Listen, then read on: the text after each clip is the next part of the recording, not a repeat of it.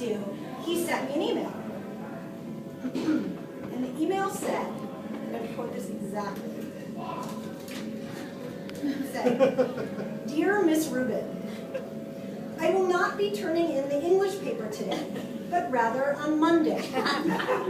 Please understand that this is not a commentary on you, but rather on how, frankly, I prefer sleep to working on the essay.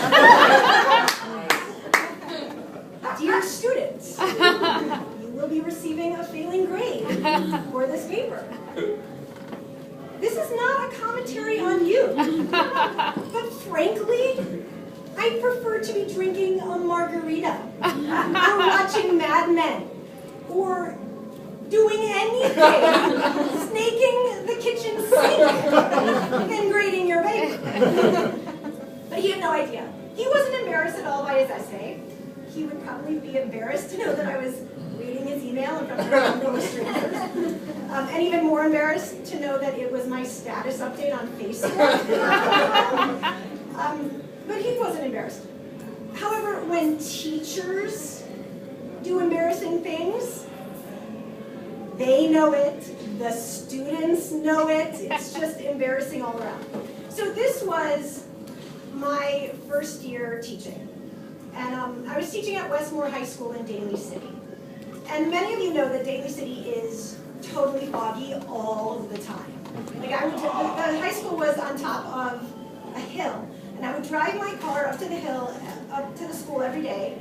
Up this hill, and it was just like covered in fog. It was like driving up to a medieval castle, you know, because in the medieval times it was always fog. Driving into this castle, and the fog was just rolling past my car. So I get into class, and this particular day it happened to be sunny. And it totally reminded me of that Ray Bradbury story, All Summer in a Day. And the kids were like, "Mr. Rubin, please, can we have class outside? Please, can we work outside?" And you know, I wasn't going to be the one to like lock them in a closet all day. So I was like, okay, this was against my better judgment in a lot of ways. So I was like, okay, let's have class outside. So everyone takes their papers, and we go outside. And there were 3 picnic tables out on the patio where we were, and the kids had all their work, the essays they were working on, and they had them all lined up. But it was so windy out. Papers are blowing everywhere, hair is blowing everywhere. Everyone's trying to you know, keep their papers down, and I have my hands at my sides the whole time, trying to keep my little rayon dress down.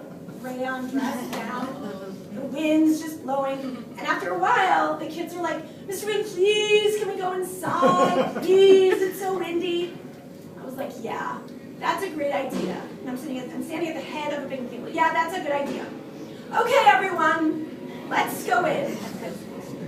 My dress flies up over my face. Over my face. These are 16-year-olds. I'm like 28. I just push it down as fast as I can and just stare at them. Totally panicked. I'm just staring at them. And they're just staring back. 35 pairs of eyes just staring right at me. 35 mouths agape. And my mouth is agape. We're all just like, no one knew what to do. No one knew what to say. And then finally we go back into the classroom. And they don't say anything. Not a thing. We go on with class.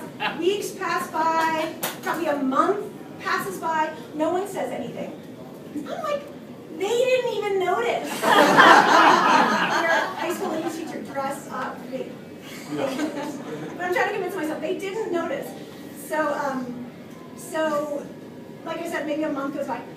It's a different class. I'm teaching my freshmen, I think, at this point. And it's another sunny day. You know, 2 years, crazy. Another sunny day. And they're just like, "Mr. Rubin, please, can we have class outside?" And before I can even respond, one kid in the class says, "No, she doesn't take her kids outside. It might be too windy." And just start laughing. I'm mortified. There were 2 lessons. Number 1, always wear underwear, especially not ripped underwear. I teach you. And the other one, number 2, always have class inside.